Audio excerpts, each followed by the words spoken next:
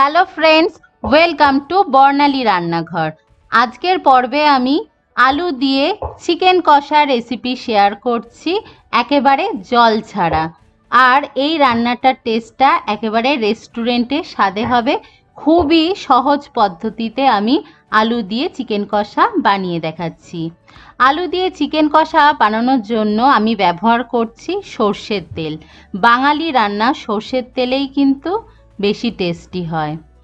এখানে 500 গ্রাম আলু নিয়েছি আমি, প্রায় 10 থেকে 12 পিসের মতো আলু হবে। আলুটাকে তেলের মধ্যে লাল লাল করে ভেজে নিচ্ছি।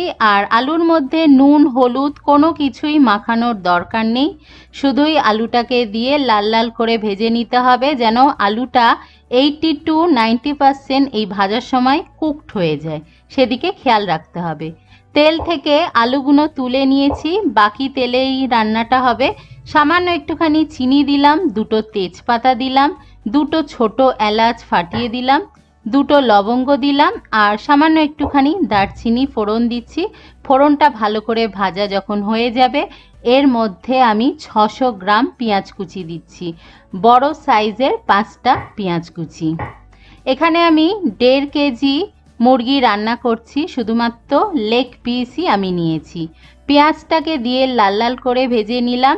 আর দিয়ে দিলাম আদা বাটা, রসুন বাটা, গোলমরিচ বাটা আর 3টে কাঁচা লঙ্কা দিলাম। 100 গ্রাম আদা বাটা, 100 গ্রাম রসুন বাটা আর 1 টিস্পুন গোলমরিচ বাটা, 3টে কাঁচা লঙ্কা দিয়ে নাড়াচাড়া করে নিলাম। দিয়ে দিচ্ছি 1 টেবিল স্পুন হলুদ গুঁড়ো। আর দিয়ে দিলাম রেডিমেড দোকান থেকে কিনে নেওয়া একটা চিকেন কারি মশলা। আর নিজের স্বাদ অনুযায়ী আমি লাল লঙ্কার গুঁড়ো দিলাম, কোনো রকম কাশ্মীরি লঙ্কার গুঁড়ো আমি দিইনি। তেলে যেহেতু একটুখানি চিনি দিয়েছিলাম, ওই চিনিটাই ক্যারামেলাইজ হয়ে তরকারির কালারটাকে লাল করে দেবে।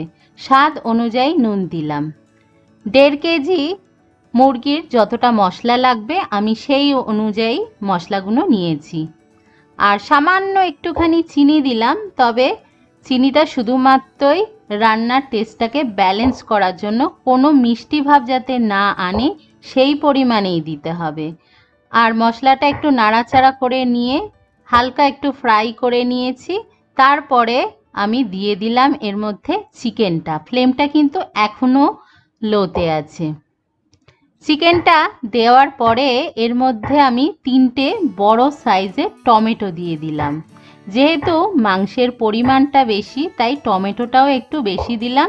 আর এই টমেটো থেকে অনেকটা জল বেরোবে, আদা রসুন পেঁয়াজ থেকেও জল বেরিয়েছে, আর মাংস থেকেও অনেকটা জল বেরোবে। এই জলেই নিজের থেকেই মাংসটা কুকড হয়ে হালকা গ্রেভিও তৈরি হয়ে যাবে। কোনো রকম আলাদা করে জল দেওয়ার কিন্তু কোনোই প্রয়োজন নেই। তবে রান্নাটা লো টু মিডিয়াম ফ্লেমে একটু ধৈর্য ধরে কষিয়ে করতে হবে।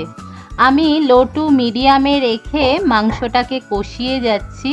মোটামুটি 15 থেকে 20 মিনিট ভালো করে কষালে ঠিক এই রকম একটু হালকা হালকা গ্রেভি আসবে।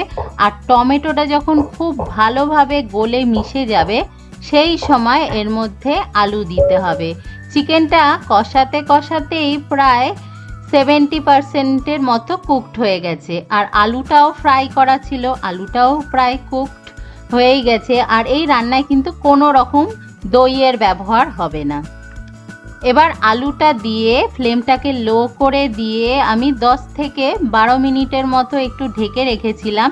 তবে মাঝে আমি কয়েকবার ঢাকা খুলে একটু নাড়াচাড়া করে দিয়েছিলাম, যাতে নিচ থেকে লেগে না যায়। এবার দেখুন মাংসটা সেদ্ধ হয়ে গেছে, আলুটাও সেদ্ধ হয়ে গেছে, আর নিজে থেকেই কতটা জল বেরিয়ে একটা হালকা গ্রেভি তৈরি হয়ে গেছে। আমাদের আলু দিয়ে চিকেন কষা একেবারে তৈরি হয়ে গেছে। এর মধ্যে আমি 1/2 টিস্পুন রেডিমেড দোকান থেকে কেনা গরম মশলার গুঁড়ো দিলাম। আর একটু 1 চা চামচ আমি ছোট এলাচ লবঙ্গ দারচিনি একটু থেতো করে নিয়েও দিয়ে দিলাম। খুব ভালো এইভাবে যদি গরম মশলা দুভাবে দেয়া হয়, খুব ভালো একটা ফ্লেভার এনে দেয়। এবার 10 মিনিট আমি ঢাকা চাপা দিয়ে স্ট্যান্ডিং টাইম দিয়ে গরম গরম ভাতের সাথে আমি সার্ভ করেছি জল ছাড়া চিকেন কষা আলু দিয়ে। অবশ্যই আমার পদ্ধতিতে একেবারে সহজভাবে জল ছাড়া আলু দিয়ে চিকেন কষা আপনারা বানিয়ে দেখবেন, আর আপনাদের কেমন লেগেছে সেটা আমাকে কমেন্ট করে জানাতে ভুলবেন না। আর এই রান্নাটায় কিন্তু আমি কোনো রকম জল ব্যবহার করিনি, আর আপনারা নিশ্চয়ই লক্ষ্য করেছেন আমি দইও ব্যবহার করিনি, মাংসটা ম্যারিনেটও করিনি। বেশি মাংস যখন একসাথে রান্না করা হয় তখন সেটা ম্যারিনেট না করেই রান্না করলে ভালো হয়, না হলে মাংসটা বেশি গলে যায়। অবশ্যই রেসিপিটা তৈরি করুন, আর যারা নতুন বন্ধুরা আমার ভিডিও দেখছেন অবশ্যই আমার চ্যানেলটিকে সাবস্ক্রাইব করে পাশে থাকুন। দেখা হবে পরের রেসিপির সাথে। সবাই ভালো থাকবেন, ভালো খান, সুস্থ থাকুন, বাই।